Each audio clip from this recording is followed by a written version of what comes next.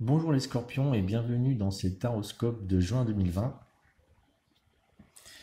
Alors, le signe du scorpion est ici. Donc, il n'y a pas vraiment de planète intéressante dessus, mis à part les trans-neptuniennes que je mets. Mais bon, voilà, c'est des planètes qui ne sont pas vraiment importantes de manière trop individuelle, très individuelle, disons. Donc, on va regarder, j'ai noté quelques phrases. Donc, pour le scorpion, le maître du scorpion, c'est Mars, donc qui est ici, conjoint Cérès. Alors, ce que j'ai noté surtout, c'est que Mars est entre Cérès et Neptune. On parle de recherche de bien-être, puisque Cérès, c'est la planète du bien-être, de la fécondation. Et recherche de bien-être et de lumière, puisque Neptune est considérée aussi comme planète de lumière, de spiritualité, enfin voilà, de connexion avec le ciel. Donc je parle de recherche de bien-être et de lumière pour les scorpions, puisque Mars c'est la planète qui dirige le scorpion principalement. Après je parle de maîtrise de son pouvoir intérieur en expansion. Alors, on a aussi Pluton qui est un maître du scorpion, qui est conjoint, lui, Jupiter en Capricorne. Donc c'est toujours cette conjonction-là qui est là depuis quelques temps avec Jupiter, qui parle d'expansion de son pouvoir intérieur, ou disons plutôt d'expansion pour les scorpions en général, mais au niveau Capricorne, c'est-à-dire on parle quand même de pouvoir avec le Capricorne aussi, hein, même si Pluton est déjà une planète de pouvoir. Euh,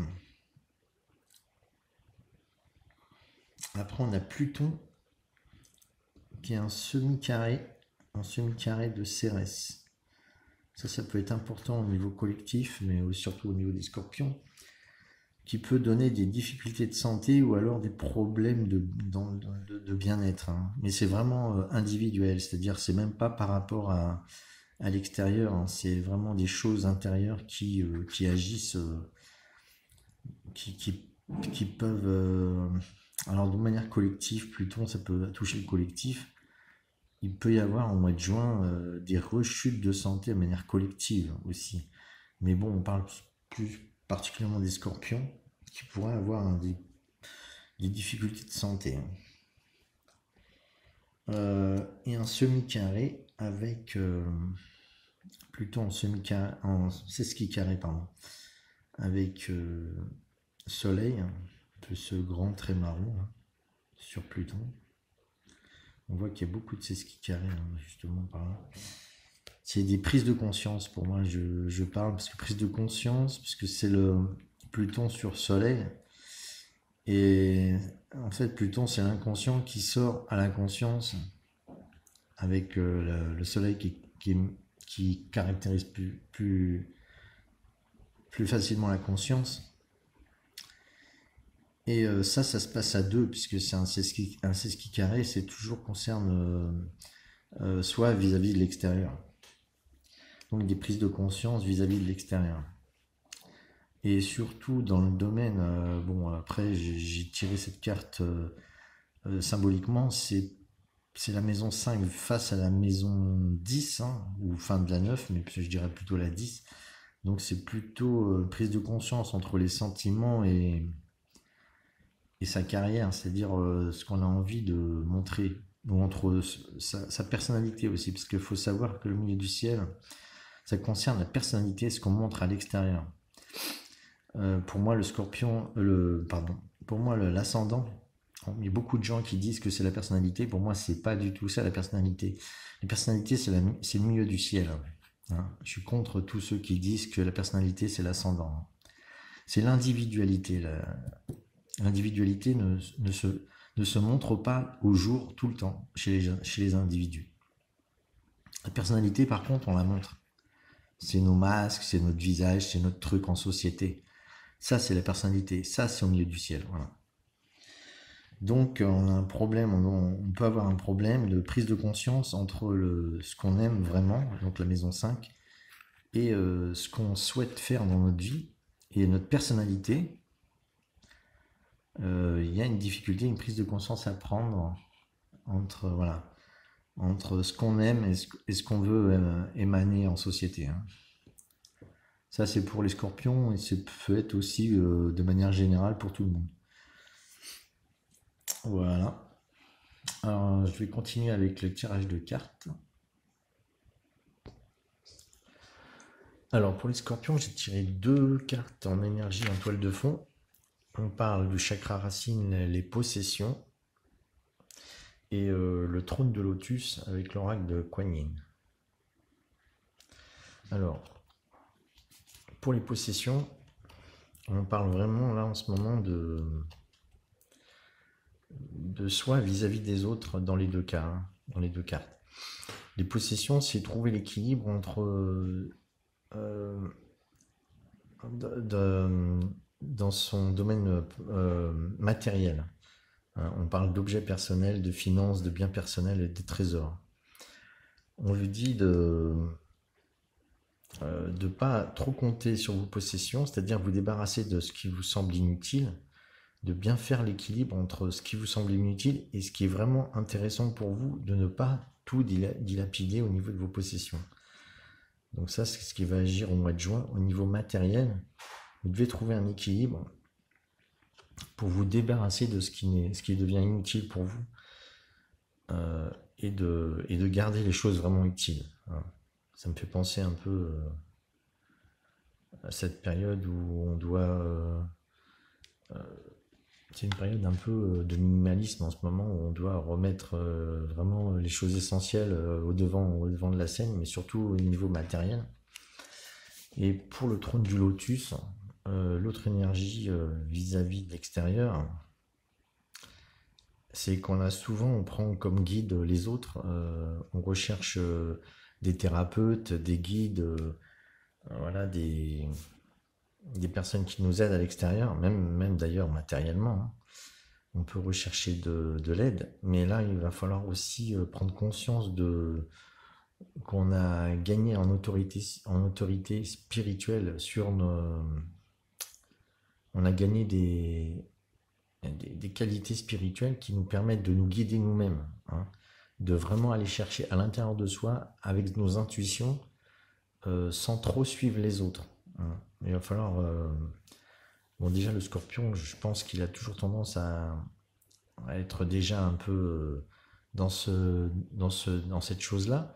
Et là, il faut qu'il développe encore plus son autorité personnelle, le fait de développer sa propre intuition et de ne pas toujours tenir compte de l'intuition des autres. Voilà. Donc il y a vraiment quelque chose à équilibrer et puis à faire à vraiment devenir de plus en plus indépendant, hein, il y a cette sensation de devenir indépendant au niveau matériel et au niveau de ses intuitions et de son guide intérieur. Enfin, de développer son guide intérieur pour devenir plus indépendant vis-à-vis de l'extérieur. Voilà, ça c'est les énergies générales pour le scorpion au mois de juin. Je vais continuer avec le tirage général aussi. Alors ça c'est les énergies en toile de fond, hein, je disais. Voilà. Alors au niveau général, j'ai tiré donc l'impératrice, le 4 de feu et le 3 d'air. Alors qu'est-ce que je vois au niveau général? Avec l'impératrice, on parle de développer notre créativité et de mettre les choses en application, hein, que l'impératrice, c'est quelqu'un qui agit, qui est créative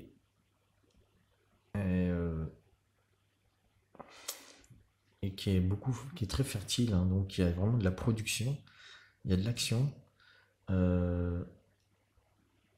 il y a le fait d'être clairvoyant, de bien s'entourer, de pas se laisser marcher dessus, hein. On est vraiment dynamique et on va de l'avant.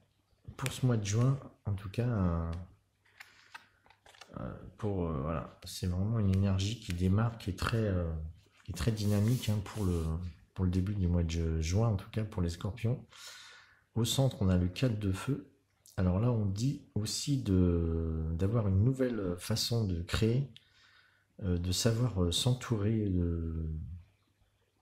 de vraiment de choses qui nous correspondent, de laisser venir les gens qui nous correspondent à nous, hein, de créer, de partager aussi, de faire la fête. Donc c'est vraiment un bon moment pour le mois de juin de créer vraiment ce qu'on souhaite, hein,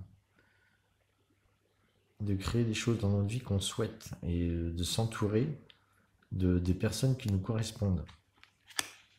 Parce que juste après, on a le 3 d'air. Et justement, là, il y a... ça, c'est la phrase magique de cette carte, c'est que le rejet est une guidance divine. C'est-à-dire que si vous vous sentez rejeté, c'est que vous êtes invité à aller dans la direction opposée de celle où vous vous sentiriez peut-être le mieux, hein. C'est une forme d'aveuglement que vous voulez rejoindre des personnes qui ne vous correspondent pas. Donc vous vous sentez rejeté. Mais en fait, c'est pour trouver de nouvelles personnes. Donc au final, plus vous montrerez qui vous êtes, plus vous allez être rejeté par des personnes qui ne vous correspondent pas. Voilà. Et du coup, vous pourrez faire le tri, hein, vraiment, quand vous aurez montré votre vraie individualité, hein, votre individualité qui prend de l'expansion, si vous voulez, plus vous allez montrer vraiment qui vous êtes, et plus vous allez rejeter des personnes qui ne vous correspondent pas, puisque vous serez vraiment en dehors de la norme, hein, parce que en général, on rejette les gens qui nous correspondent. On rejette les gens qui nous correspondent pas. Parce qu'à force, au début, on ne sait pas vraiment qui on est, mais plus on s'affirme, et plus il y a des gens qui naturellement nous rejettent parce qu'on ne leur correspond pas, et qu'on montre vraiment qui on est.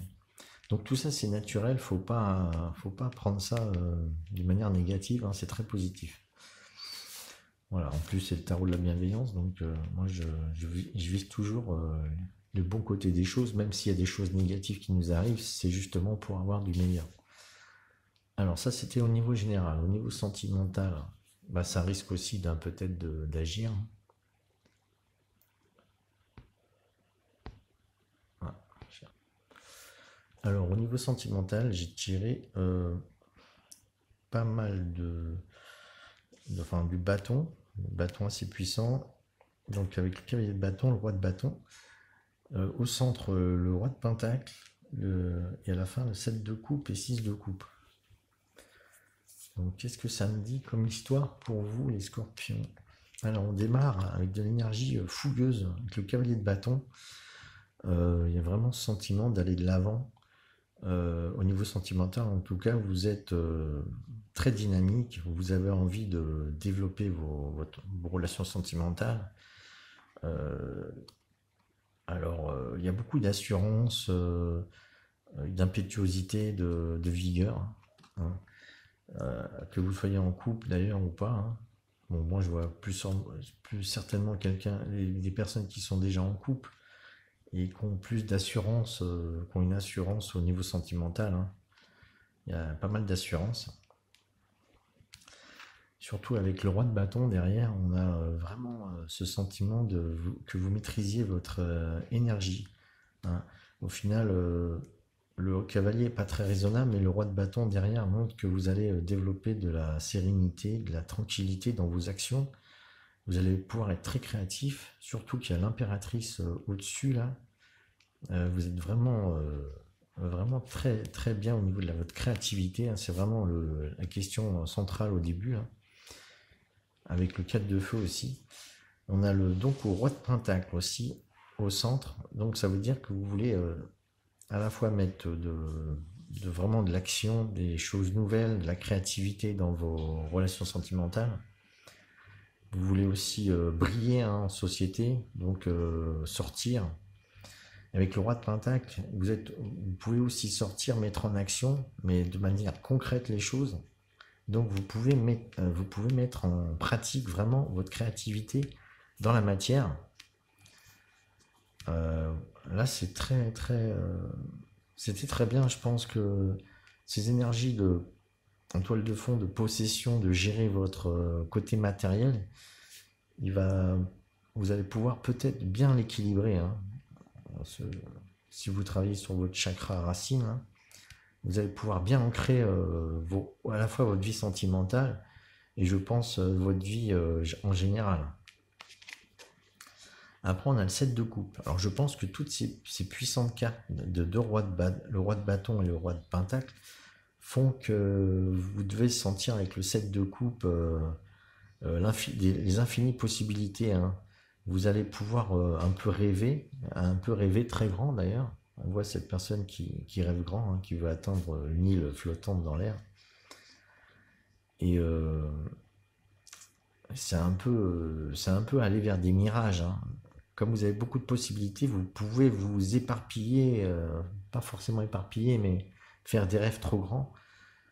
Faut garder les pieds sur terre, hein. On vous dit dans votre vie sentimentale, ne pas viser des choses trop hautes au niveau sentimental, des choses impossibles, hein. Voilà. Au niveau sentimental, on peut vivre de belles choses, mais rien ne dure et on ne trouvera jamais une personne parfaite pour nous. Donc ça sert à rien de viser trop haut au niveau sentimental. On apprend petit à petit les choses tranquillement. Et d'ailleurs, avec le 6 de coupe qui suit, on dit qu'il faut retrouver votre enfant intérieur et les choses simples de la vie au niveau de vos émotions, de vos sentiments. Ça sera certainement plus utile parce que ça arrive derrière, hein, derrière le 7 de coupe. On vous dit de revenir vers les choses simples, hein. Parce que là, il y a tellement d'énergie, de confiance en soi, peut-être au niveau sentimental, que vous pouvez vous laisser emporter comme si vous étiez dans une espèce d'euphorie. Comment on dit aussi enfin, je sais plus, j'ai un terme comme ça qui dit qu'on est dans l'expansion, on est dans une expansion tellement grande c'est un peu la parabole de Icare, hein, qui veut voler trop près du soleil, hein, parce qu'il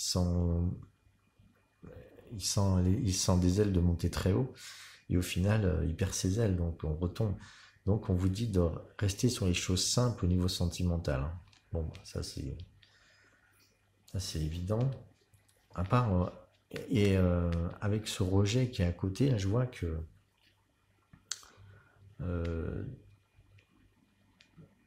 vous allez peut-être avoir du rejet dans le général. Ça peut jouer au niveau sentimental, hein. Justement, si vous êtes dans les choses simples, ça va s'organiser autour de vous. Vos relations vont s'organiser sentimentales aussi.